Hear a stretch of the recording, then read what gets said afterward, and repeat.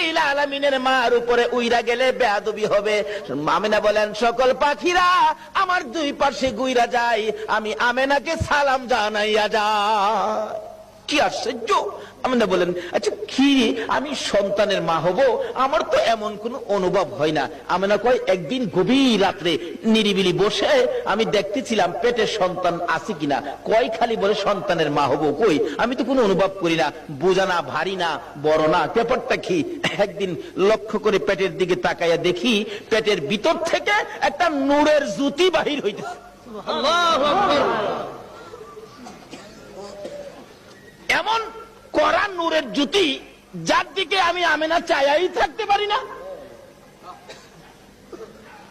তখন থেকে মা আমেনা টেনশন করতেছেন, কবে জানি সন্তান ভূমিষ্ঠ হয়, কবে জানি সন্তান আসে, কবে জানি আমার সন্তান দুনিয়াটা শিবানে। আমি কাকে বলবো? নাই আমার কেউ অসহায়। আমি চোখের পানি ছেড়ে দিলে আব্দুল মুত্তালিব ডেকে ডেকে বলেন, বৌমা আমেনা তুমি কিসের ব্যথায় কান্দো? বাবাকে খবর পাইলাম আমার নাকি সন্তান হবে। ও বাবা, আমার যে কেউ নাই, কে আমার পাশে থাকবে? সঙ্গে সঙ্গে আব্দুল মুত্তালিব নিজের দাসী উম্মে আইমানকে পাঠাইয়া দিলেন, আমেনার সাথে সাথে থাকো। আবু লাহাবের দাসী সুয়াইবাকে ডেকে বললেন, তুমি পাশে পাশে থাকো, আমেনাকে তোমরা সবাই দেখে দেখে রাখবা যাতে কোনো বিপদ না হয়। যেদিন মক্কা নগরী নবীর আগমনে খুশিতে নাচতেছিল, আল্লাহু আকবার, পশু পাখিরা একজনের কানে আরেকজনের খবর দিতেছিল, আজকে বলে রাহমাতাল লিল আলামিন দুনিয়ার জমিনে আসবে। এই খবরে মক্কা নগর, বালুর কণা, এমনকি খানায়ে কাবা পর্যন্ত খুশিতে নাচতেছিল। আল্লাহু আকবার! আব্দুল মুত্তালিব বলেন, আমি ওই দিন সন্ধ্যার সময় খানায়ে কাবার দরজার পাশে বসে বসে কাঁদতেছিলাম। ও খানায়ে কাবার মালিক, আমার বৌমা আমেনা অসহায়, সন্তান হবে, তুমি কিন্তু আমার বৌমাকে সাহায্য করো।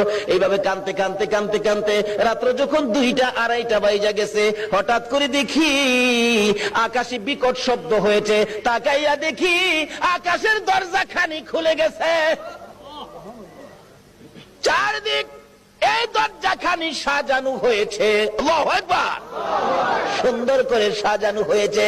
তার সাথে সাথে দেখি 3 থেকে 4 জন মহিলা ডান হাতে নূরের বাতি লইয়া জান্নাতি সুন্দর শাড়ি পরে পাখির মতো উইরা উইরা আসতেছে। আব্দুল মুত্তালিব বলেন, আমি শুনি তারা আসতেছে আর বলতেছে একজন আরেকজনকে, চলো আমরা আমেনার ঘরে যাই।